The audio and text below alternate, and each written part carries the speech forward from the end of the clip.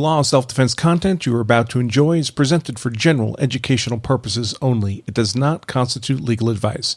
If you are in need of legal advice, consult competent legal counsel in the relevant jurisdiction. Hey everybody, welcome to the Law of Self-Defense News and Q&A show for Thursday, February 18th, 2021. Welcome to all of you watching live, either on the Law of Self-Defense membership dashboard or over at our Facebook page, facebook.com/law of self-defense. Yes, we still have a Facebook page. Who would have thought it by now? But those of you watching live, welcome. I am, of course, attorney Andrew Branca for Law of Self-Defense. Thank you. Thank you very much. That's greatly appreciated, as always. So, for those of you who may be new, this is our weekly Law of Self-Defense News and Q&A show. We do it every Thursday at 4 p.m. Eastern Time. And this is the only piece of open access content we produce each week. Law of Self-Defense is primarily a membership service, so we do produce a ton of content every week.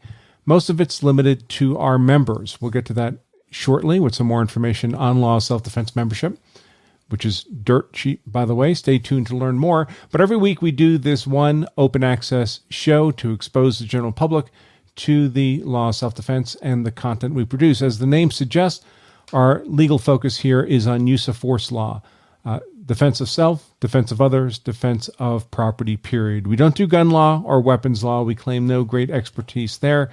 We do have resources we can recommend if you have questions in that area. But in terms of not the type of weapon per se, but when you are permitted to use force, again, in defense of yourself, others, or property, that's our area of expertise. And we apply it to all 50 states. Now, we, again, do the show every Thursday, so I do encourage you to mark your calendar so you never have to miss an episode. But if you can't catch the live show, we do make a replay recording available as well.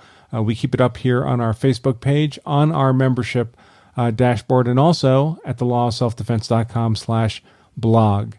So you can find it there as well. So if you missed the show or any show, you can catch all our back recordings of the Thursday News and Q&A show, again, at the lawofselfdefense.com/blog. So we encourage you to look there. Now, the nature of the show is, as the title suggests, we cover news items and do Q&A. So we'll look at use of force events in the news. And today we do have an actual video analysis to share with all of you as well. A fairly funny video analysis, frankly, involving a porch pirate. Those are always great fun. Porch pirate had a terrible, awful, no good day in this particular instance. So we'll share that with all of you, as well as a couple of other items in the news. And then we'll go into answering your questions. Now, some questions have been sent in to us beforehand. In particular, we had a number of questions come in about self-defense insurance, quote unquote.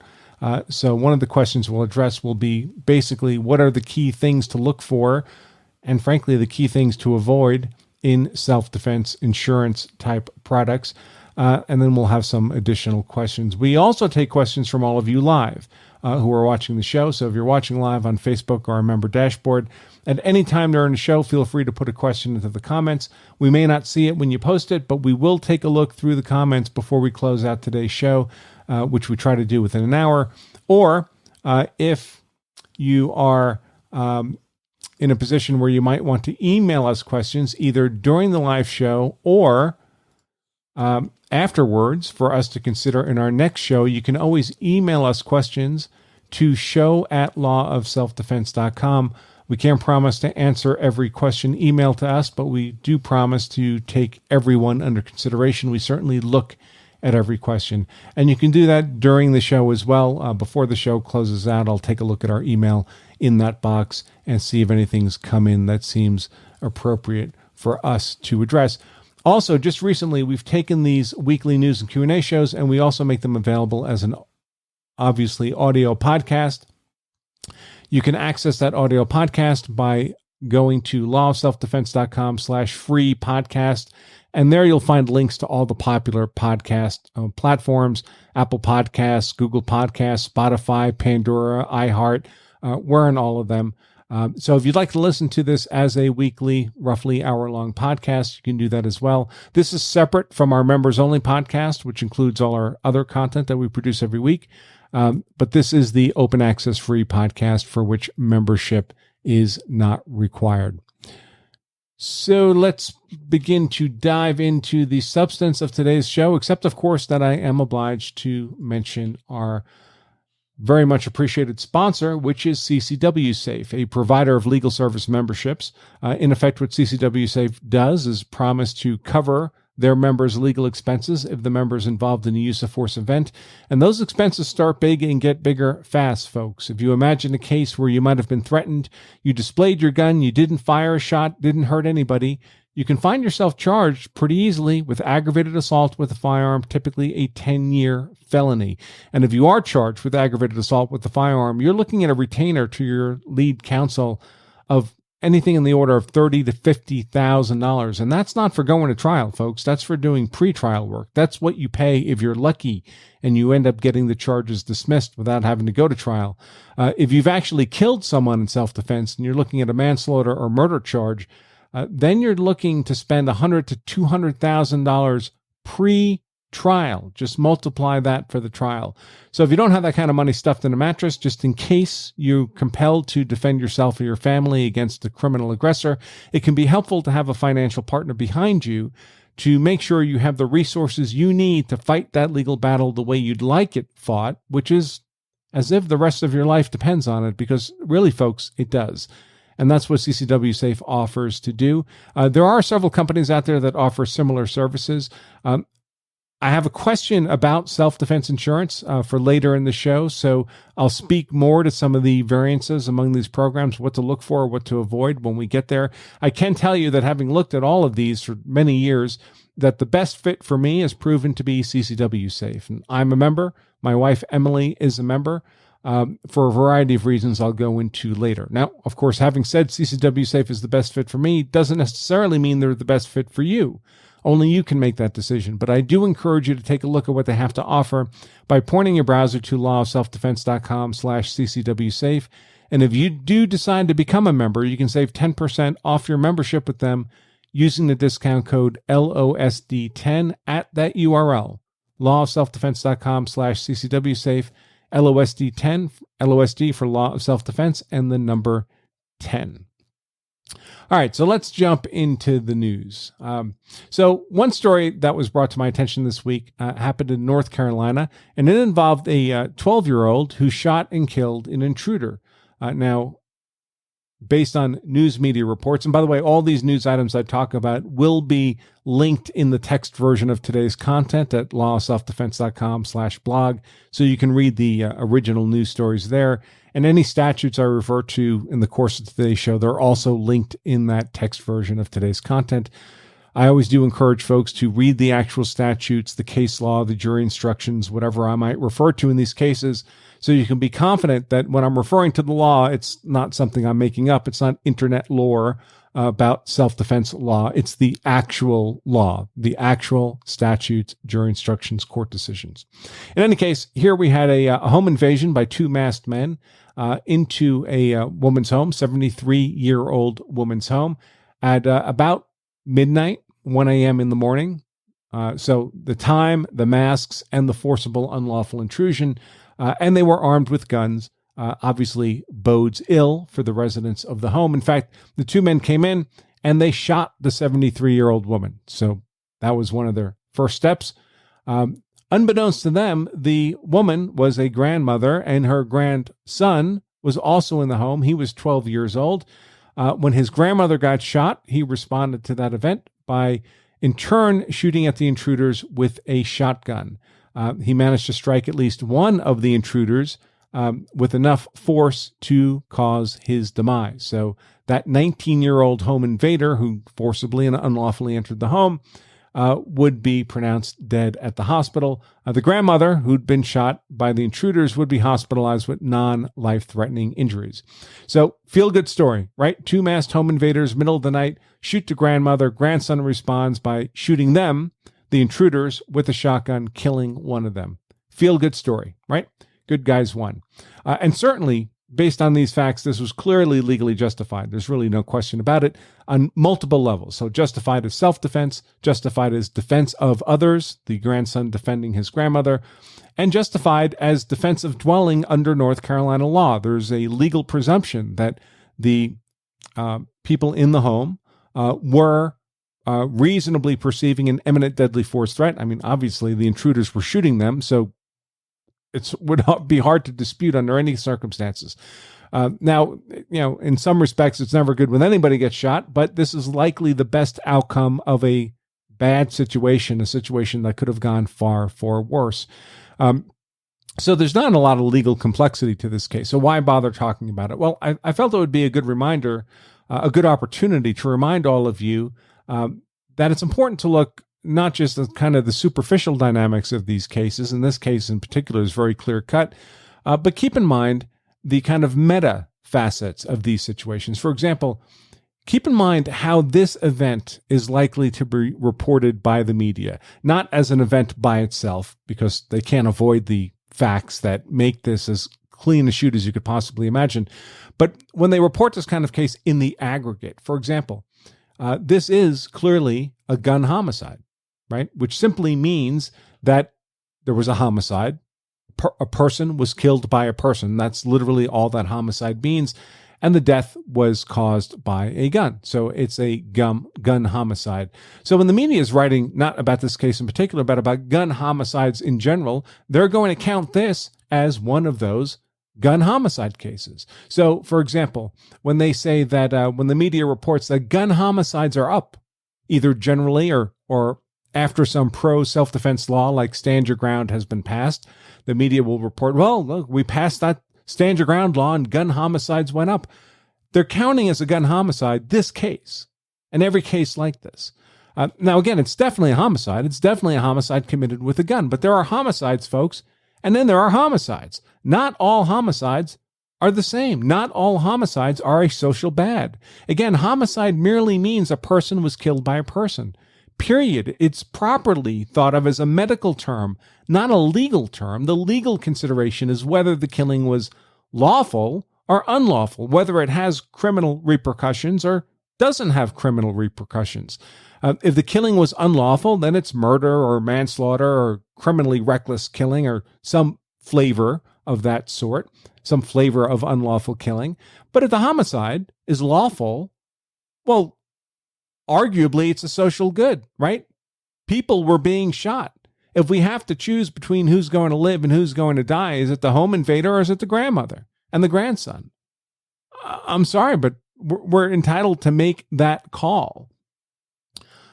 Here we have a lawful killing, and not just self-defense, but defense of others and defense of dwelling under North Carolina law. The media will report this invariably as a gun homicide in order to suggest that it was somehow wrong and that guns themselves are evil. Look, guns kill people. Guns are bad.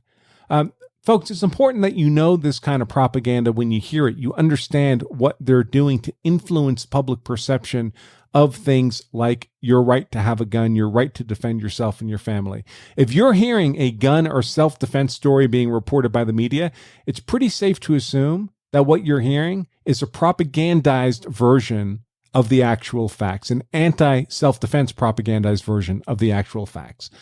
And how do you best defend yourself against this kind of propaganda? Well, in the self-defense context, know the actual law of self-defense. So you're an informed consumer of the news. So you understand that not all homicides are social bads and not all homicides are lawful. A woman being raped who kills her rapist has committed a homicide. Is that a social bad? Of course not. Another thing to keep in mind, by the way, the gun control crowd loves to push these mandatory one-size-fits-all safe gun storage laws.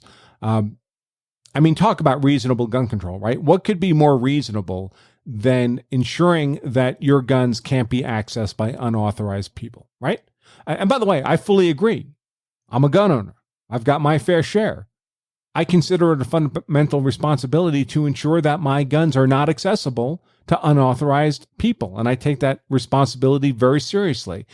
The problem with gun storage laws is that they try to impose a one-size-fits-all solution when, in fact, many people's circumstances are quite different. The widow who lives alone in a neighborhood grown dangerous has different gun security issues than the young parents with small children running around the house, or the family whose children are old enough to already have learned gun safety and even gone shooting or gone hunting with firearms. Those are all very different scenarios with very different gun storage security needs and mandates.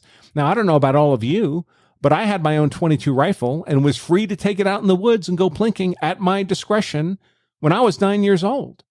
For my family, that was safe gun storage. Now, in the story I just recounted, this 12-year-old shot and killed this intruder who had shot his grandmother in the state of North Carolina. Now, again, my expertise is in use of force law, not gun law. I don't claim any great expertise in gun law generally. I can tell you, however, that had this event taken place in Massachusetts, this feel-good story, this grandmother, while she's recovering from a gunshot wound inflicted by these intruders, the intruder lawfully killed by her 12-year-old grandson, this grandmother would be looking at a felony conviction for 12 years in prison. Why?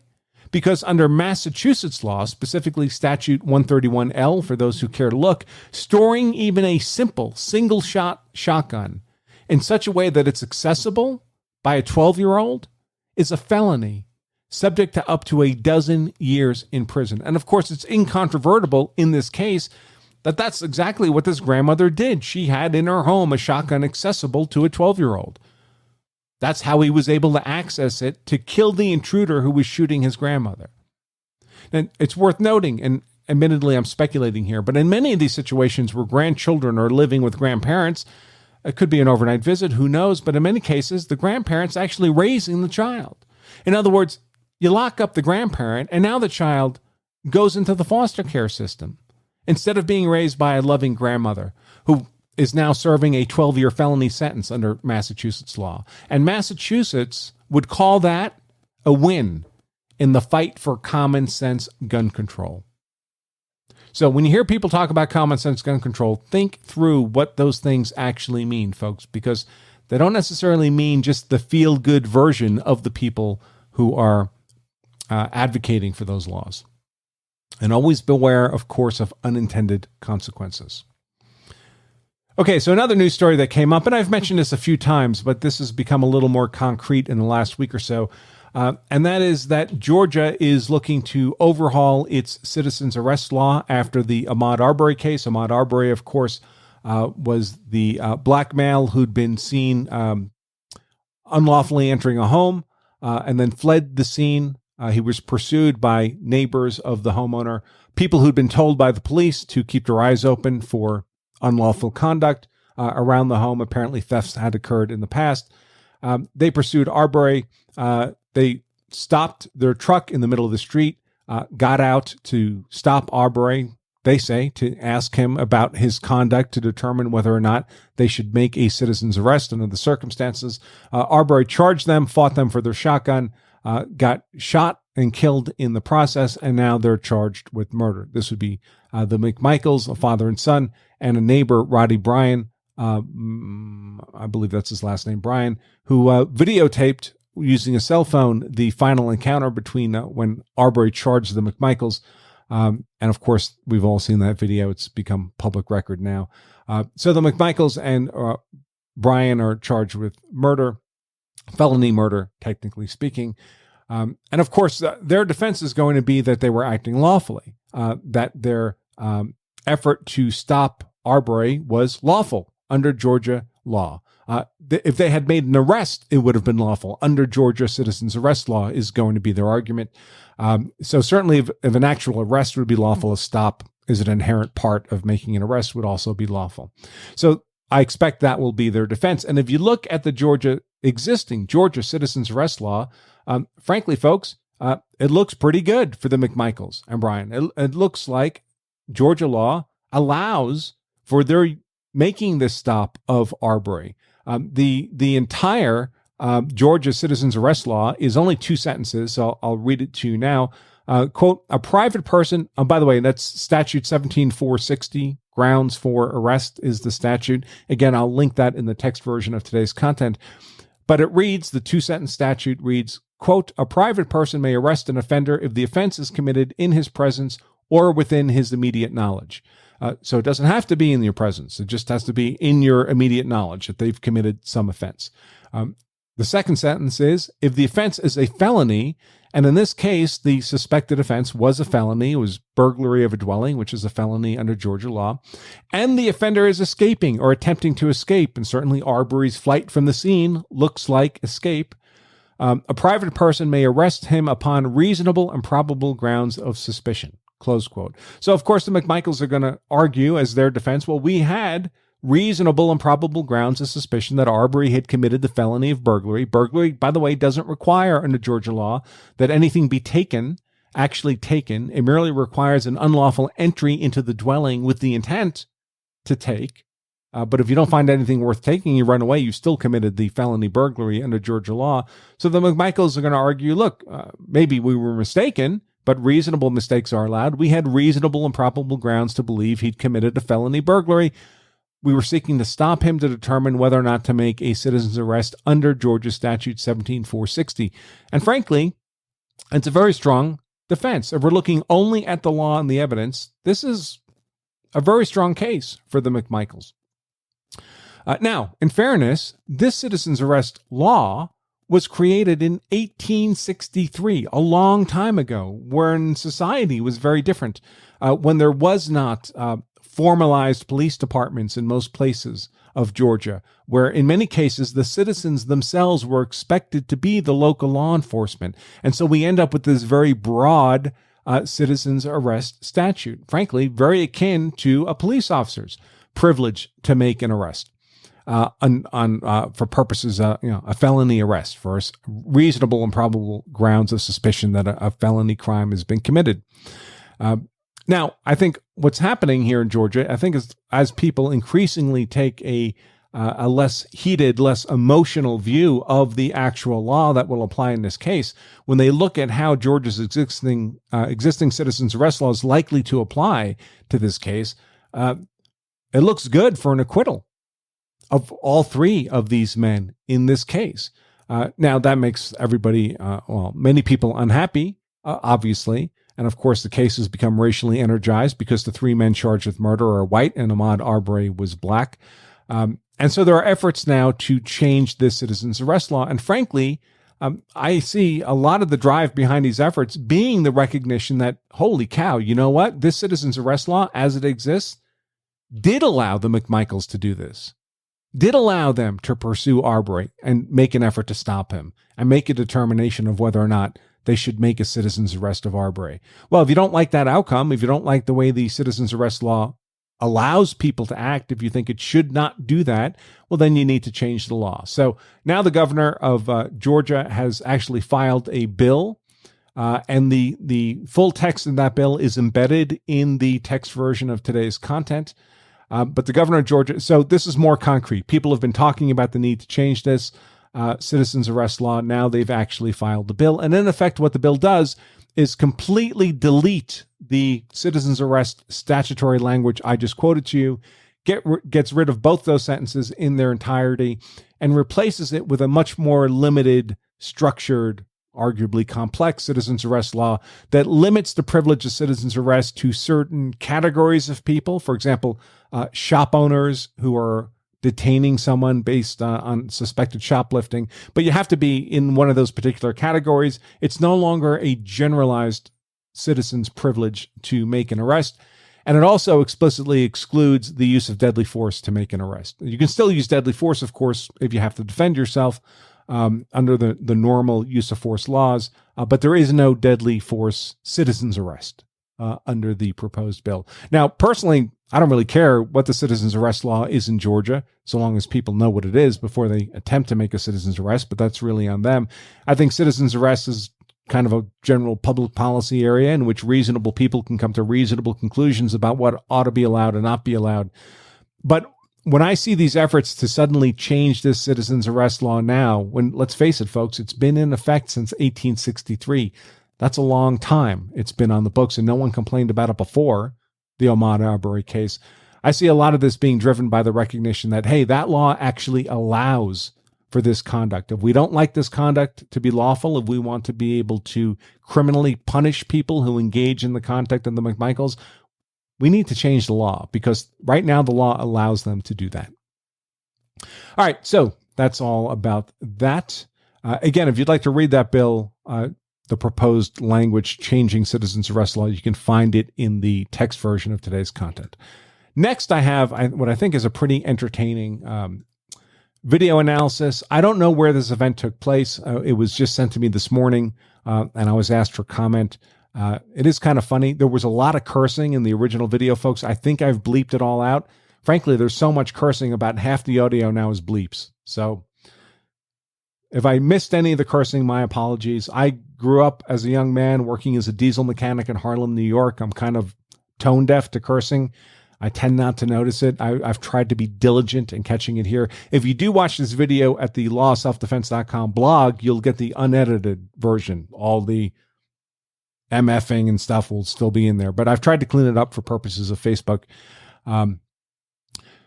So with that said, what we're going to see in this video is we're going to see a snowy landscape, basically a front yard driveway of a home. Everything's pretty much covered in snow. A white car is going to pull up. A gentleman, for some reason, also all in white, is going to get out of the car, approach the porch of this home, and pick up a package. And it'll turn out he's apparently a porch pirate. He's trying to just steal the package.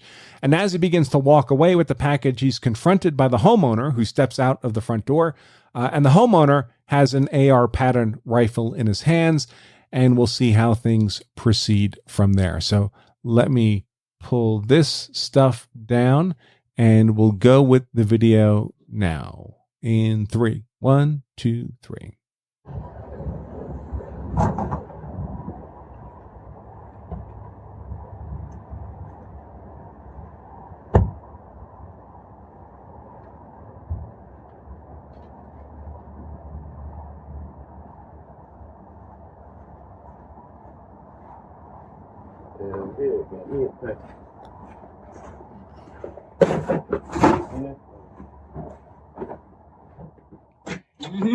Put my back on this.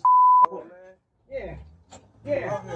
I saw you when you got out the car. You tried it. Put my back on this porch. You done lost your mind. You don't come up on my and take my You got. You lucky. You lucky. You see this that just tried to take the package off the porch? Yeah. Right in front of me, like the motherfucker window ain't open. Like I'm not sitting there watching your stupid on my... Okay. All right. So that's the porch pirate video, folks. My favorite part of the video is at the end when the second guy comes out. I have a feeling those two gentlemen are going to have that'll be the topic of their conversation for the rest of the day and likely for some time to come. But anyway, the video was sent my way, and the question was essentially, could I do a legal analysis? Was this an appropriate conduct by the homeowner, stepping out the door, cycling the bolt of the AR in defense of a package? And well, in terms of the black letter law, it's a pretty high risk way to protect a package. Clearly, it was the homeowner's intent to put the thief in fear of imminent deadly force harm, especially when he cycled that bolt, right? That's unambiguous conduct at that point. And undoubtedly, that's exactly the state of mind induced in the thief. So when you put someone else in fear of imminent deadly force harm, and especially when you do it with a firearm, you've arguably just committed the crime of aggravated assault with a firearm. Generally good for 10 years in prison. And in many states, if you use a gun or a semi-automatic gun or an assault weapon, nonsense, there's a gun sentencing enhancement that can be good for maybe another 10 years. So maybe you're looking at 20 years in prison. Now, of course, threatening someone with deadly force, putting them in fear of imminent deadly force harm can be lawful if you meet the conditions for it being lawful. In other words, if it were self-defense, in defense against an imminent deadly force unlawful threat by that person, or similarly for defense of others if some other person were facing an imminent unlawful deadly force threat. But we don't have that here, right? The person stealing the package is not apparently demonstrating an unlawful imminent deadly force threat to the homeowner. He's a thief. He's trying to take the property. But you're not really allowed to use deadly force in defense of mere personal property. This is not an invasion of a home or a vehicle or a place of work, kind of highly defensible property scenario, defensive dwelling scenario. That's not what's happening here. It's simple personal property, simple theft. So you're not allowed to use force in defense of simple theft. Now, I know some of you are going to say, well, what about Texas? Texas allows for the use of force in defense of mere personal property. And the relevant statute there, by the way, is Texas Penal Code Section 9.42. If you'd like to read it, and I encourage you to do that, you can point your browser to lawofselfdefense.com/942. That'll take you to that statute. And there are circumstances under which Texas law does allow for the use of deadly force in defense of mere personal property. One of those conditions is in defense against theft, but it would have to be a theft occurring during the nighttime, or for that matter, flight from the theft or with the stolen property. But it has to be at nighttime, and clearly this was not happening at nighttime. So even Texas, the one state that has at least some provision for the use of deadly force in defense of personal property, would not allow the use of deadly force here because this was not occurring at nighttime. So let's take Texas out of the equation and presume that whatever state this is in, there would be no legal justification for the use of deadly force in defense of this package.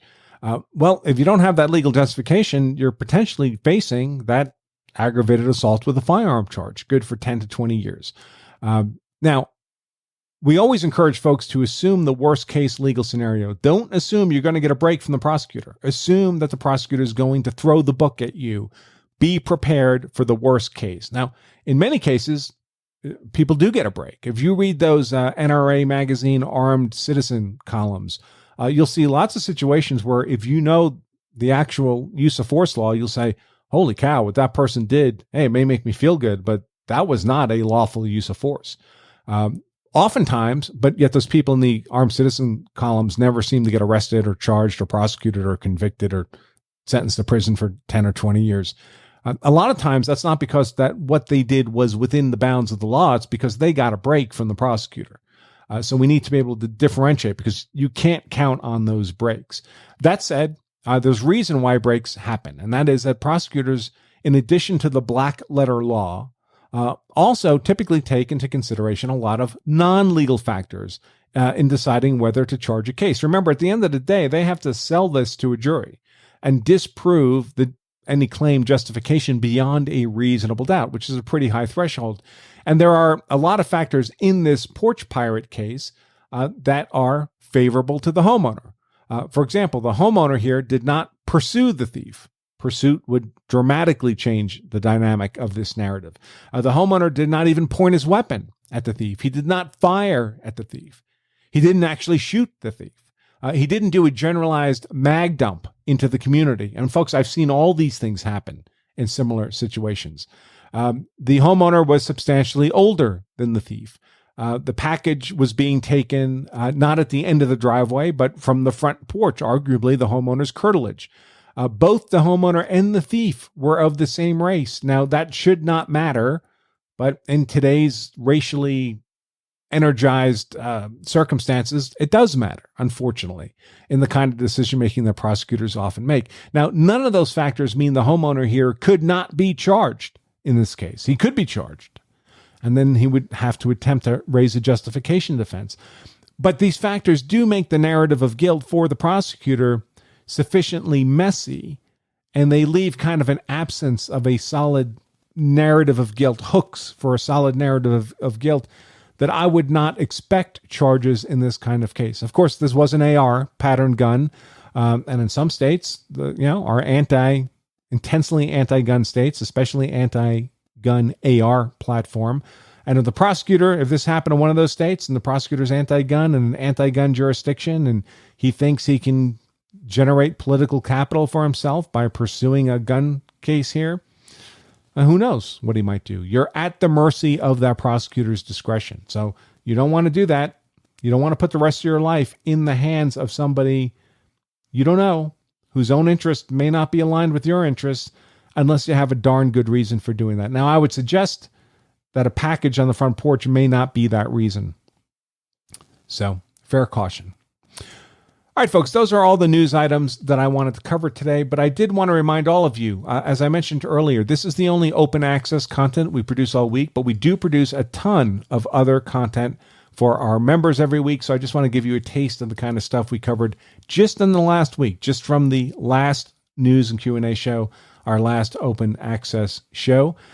We were interviewed this week on Armed American Radio. This is Mark Walter's show. Mark does great work with the show. I encourage you, completely independent of my being interviewed, to take a look at the show specifically. Just Google Armed American Radio. It'll come right up. He's also got a Facebook page, I know. I think he does a show every day, I think. In any case, I was interviewed this past Monday. Mostly I talked about the Kyle Rittenhouse case, but also about a lot of these kinds of nuts and bolts legal realities of how the criminal justice system deals with self-defense cases.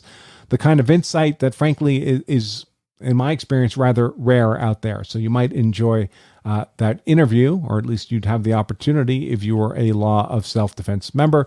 On Tuesday, I did a very detailed legal analysis of a very interesting preliminary hearing for the Kyle Rittenhouse case that occurred last Thursday, I believe, actually. And this was a preliminary hearing in which the prosecution was asking for Rittenhouse's $2 million bond to be increased by 10%, by an additional $200,000. Excuse me. And was also asking the judge to issue an immediate warrant for Kyle's arrest on the grounds that Kyle had failed to notify the court that he'd moved. He changed residence. Now, Kyle changed residence because he was getting death threats at his home. The people making the death threats knew where to find Kyle because his house had become public record. Because he was being prosecuted. So Kyle and his family moved to a safe home. They offered the prosecutor the new address if the prosecutor would keep it under seal, and the prosecutor refused to do that. Well, if they're not going to keep it under seal, if they're going to make the new address public record, then nothing would change, right? Then the death threats just come to the new address. Now, of course, Kyle is making every court appearance. He's not trying to hide from the criminal justice process, hide from the court, hide from anybody, except the people making death threats. He's not trying to hide from the legal process itself. And so, in any case, the prosecution wanted Kyle's bail basically increased to unreachable levels, so he'd have to be back in prison every day until the day of his trial. What was interesting about this is not just that the judge denied both these motions. The judge denied the motion for the increased bail. The judge denied the motion to arrest Kyle. The judge also made very clear in the course of this hearing that he is a law and evidence judge, that he's not going to be making any decisions about this case based on street demonstrations or mob violence or the color of anybody's skin or claims of white supremacism. In fact, the judge noted that the media reports he's seen on his own court orders have been grossly wrong, grossly misreported by the media. So this strikes me as extremely good news for Kyle. If he gets a fair trial, he's looking at a very strong probability of acquittal. It's never 100%. You always have a greater than zero chance of getting convicted, folks, if you're put in front of a jury. But very, very good news for Kyle that it looks like he's got a genuine old school law and evidence judge who's unlikely to be swayed by the political dynamics of this case. And that's great news. In any case, we did a complete legal analysis of that entire hour-long preliminary hearing. So that might be of interest. And then just yesterday, we posted up an analysis of the Stand Your Ground bill moving through the North Dakota legislature. The large majority of states, 37 states, are already Stand Your Ground states. About 13 states are not yet. Several states have Stand Your Ground bills moving through the legislature. One of those is North Dakota, which you'd kind of expect would be Stand Your Ground already, but they're not. And they have a bill going through the legislature now to enact Stand Your Ground, as well as make changes to their self-defense immunity laws, make changes to their definition of what qualifies as highly defensible property, adding occupied vehicle to the current definition of dwelling, place of business, and transient dwellings like a motorhome, for example, when it's occupied.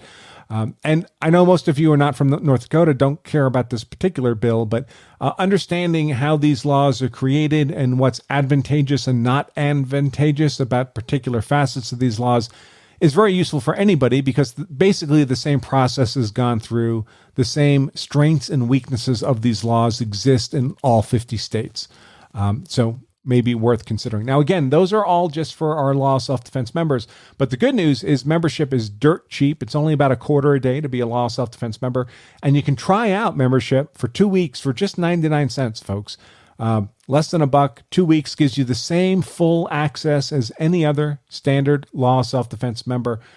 So literally years of content that we have up on our website in text, video, and podcast form.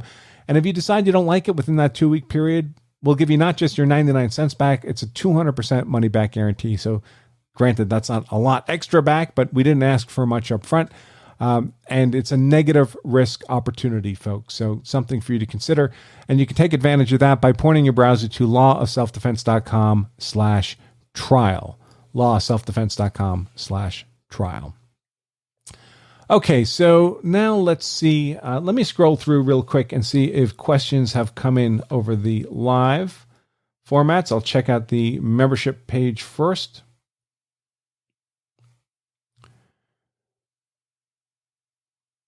George asks, can a lawyer make an objection? So during a trial, sometimes things happen and a defense lawyer may make an objection. So for let's hypothesize it's a self-defense case. The prosecution wants admitted into evidence a sticker that the defendant has on his gun safe at home, says, shoot them all, let God sort them out. So the prosecution wants this sticker on the gun safe admitted into evidence as evidence of the defendant's state of mind, basically an unlawful vigilante state of mind. The defense objects. They argue, hey, this use of force event didn't occur at the person's home. This is just a joke sticker. Thousands of gun owners have them. It doesn't mean malicious intent. It would be prejudicial to my client to allow this irrelevant evidence before the jury. And the judge allows the sticker. Well, because the defense attorney has objected, that's now grounds for a potential appeal. If the defendant's acquitted, the whole process ends. But if the defendant's convicted, they may appeal in part on the grounds that it was reversible error for the trial judge to allow that kill them all, let God sort them out sticker into evidence in front of the jury. George's question is, if the defense attorney objects on that basis, and then they do appeal, they get convicted, they appeal. By the way, folks, if you appeal, you're going to have a different lawyer. It's not going to be your trial lawyer during the appeal. There's two reasons for that. One is appellate practice is very different than trial practice. The whole nature of it is different. And so generally you want an expert in appellate practice for appeals, and you want an expert in trial work for trial work. So it's a different kind of skill set.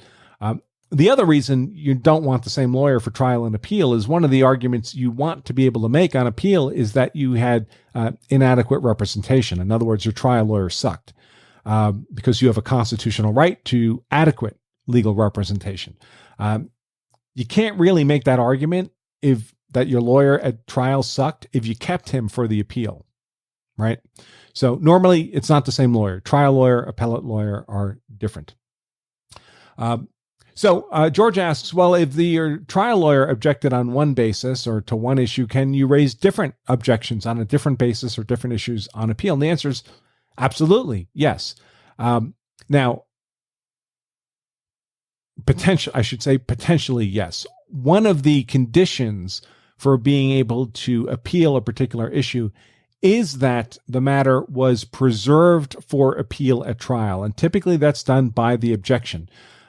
So if the issue is preserved for appeal, you ought to be able to appeal on the issue raised at trial as well as other issues.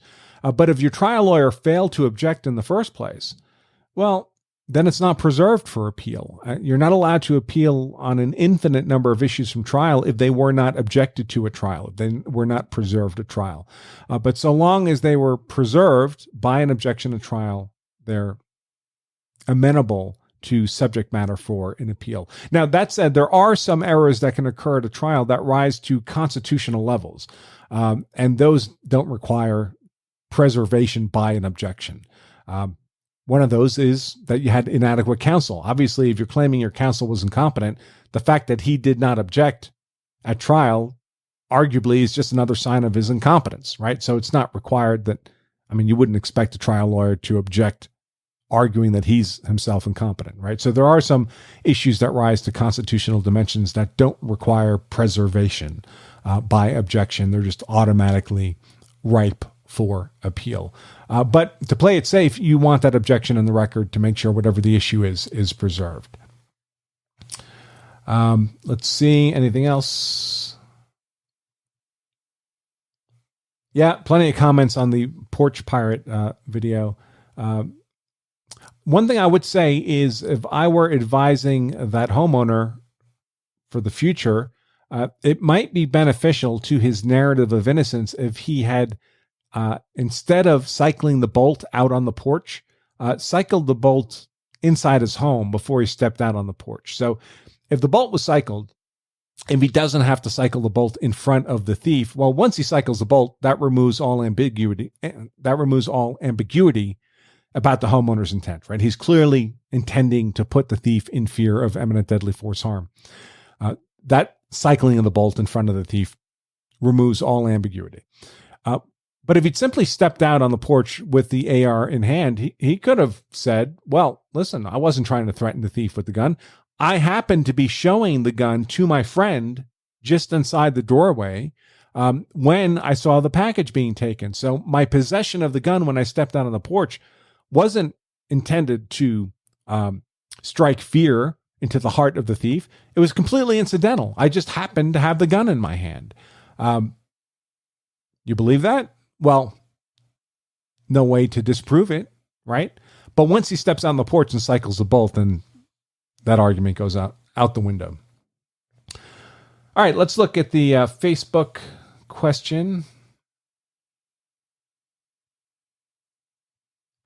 Let's see what we have here.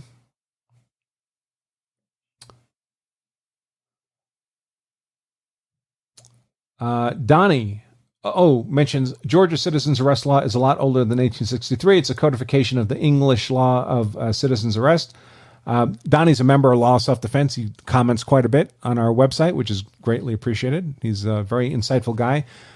Likes to reference Old English common law, and that's certainly true. Most American common law was simply adopted from Old English common law when we became a country, and only much later was it codified, turned into statutes. In fact, in some of our older states, our original states like Massachusetts and Virginia, most of their self-defense law, for example, is really still common law and case law, court law.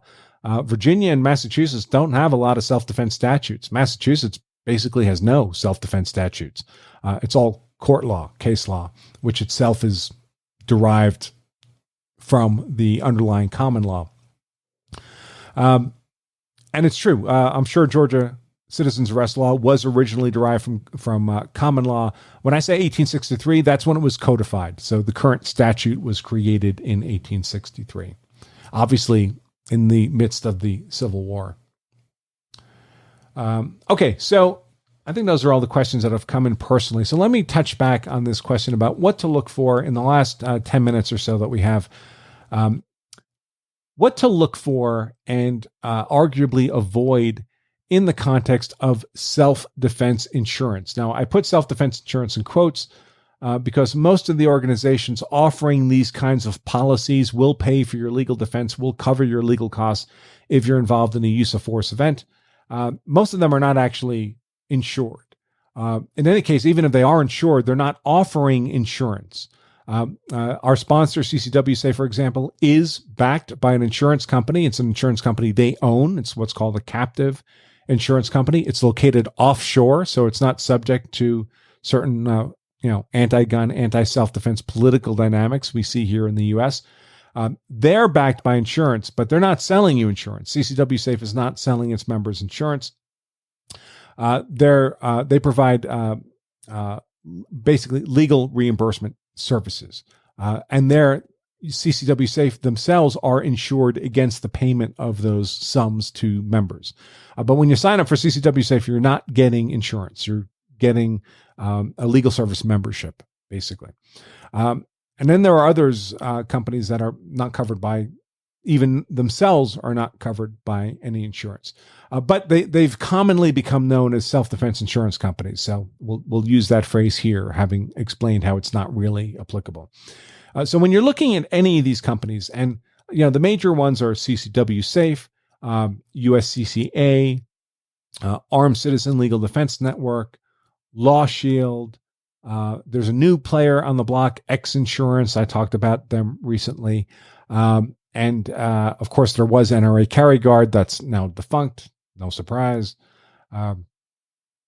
So those are the major players. And the things that I encourage people to look at when they're considering any of these programs. And again, full disclosure, as we said at the beginning, obviously, CCW Safe is a sponsor of this show.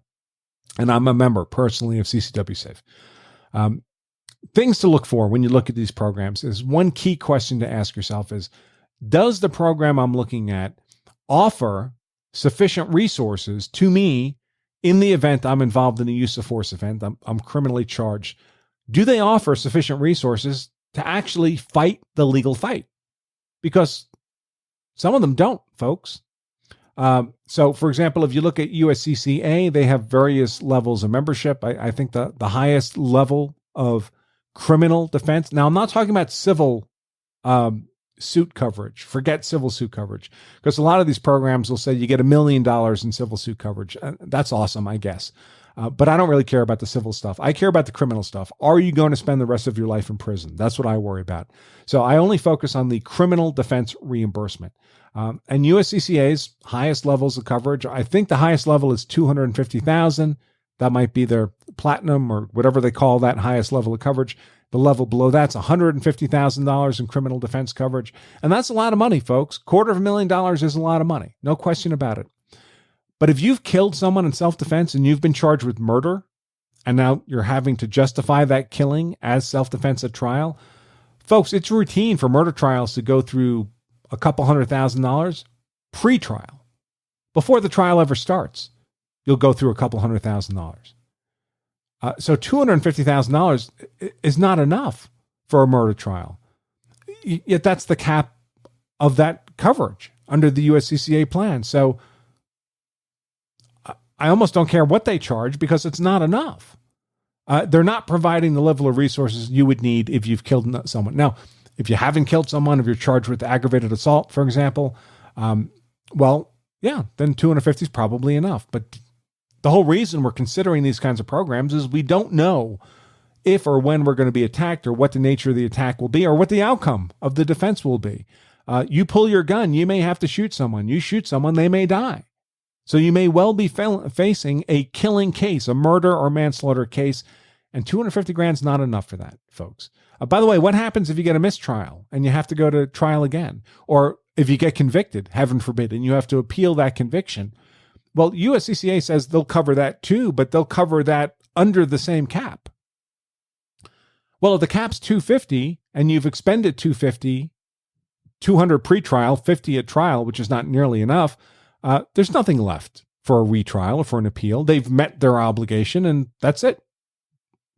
You can't look at them for any further help. That doesn't make them a bad organization. They tell you all this up front if you read the fine print of the membership. So they're not deceiving anybody here. I'm not trying to suggest any malice on their part. I'm just trying to suggest that what they offer is not enough to fight the fight. Another very popular program that's out there is the Law Shield program, Texas Law Shield, U.S. Law Shield. There's lots of, they're all related, kind of. They're slightly different in each state. And I just talked to the leadership of Law Shield recently. Two nice guys, I think well-intended. The difficulty with the Law Shield programs is and again, I'm not trying to suggest any malice or anything on their part, but the way their company is structured is they put together a network of lawyers, and those lawyers agree to take on cases of Law Shield members on a capitated basis, meaning they get a flat sum of money to handle the case. Now, I've asked Law Shield what those levels of money are for different cases, and I don't get a response. So I'm not trying to suggest malice on their part, but I'm not sure why they would not want to tell me what those levels are that they pay their network lawyers for different cases. I can tell you that the lawyers I know, the who are of sufficient quality that I recommend them to law self-defense members actually involved in a use of force event, will not take a case for the amount of money that Law Shield offers.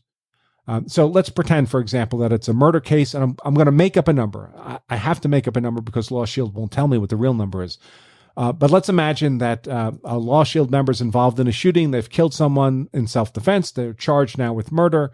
And that Law Shield network lawyer is going to get a flat fee of $50,000 for that murder trial, or $100,000 or whatever. That's not enough, folks. A murder trial can easily be hundreds of thousands of dollars. So now what's going to happen? The lawyer knows if he takes the case, he can only get 50. He's not going to take that case for $50,000. No credible, skilled, capable attorney is going to take a murder case for $50,000. Especially a case of the complexity of a self-defense case. So what's going to happen? Well, maybe they'll take it, right? I mean, some lawyers will, let's face it, there's a bell curve of lawyers, right? There's the guys on the far left of the bell curve. Maybe they really need that 50 grand. They'll take the case. But you don't need a $50,000 defense. You need a $300,000 defense or a $500,000 defense. It's like if you need a chemotherapy for cancer, right? Well, if you need $500,000 in chemotherapy, but some guy's willing to give you 50 grand, does that sound like a good plan? It doesn't sound like a good plan to me. So you're either going to get a $50,000 defense, or the lawyer's going to come to you and say, listen, they're giving me 50 grand. I can't take this case for that. But if you can come up with the other 450, sure, I'll take the case. Well, if you have to come up with the remainder of the money, what good was the coverage in the first place? So I just can't recommend Law Shield on that basis. Now, the others are, again, CCW Safe. One of the things I like about CCW Safe is there is no cap on their coverage. They pay what the legal defense costs, period.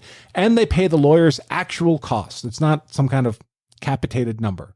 And this could be hundreds of thousands of dollars, and they've paid that in actual cases. And if you get a mistrial, you get tried again, they pay that second trial. If you get convicted and you appeal, they pay for the appeal. No cap, folks. You don't exhaust your resources.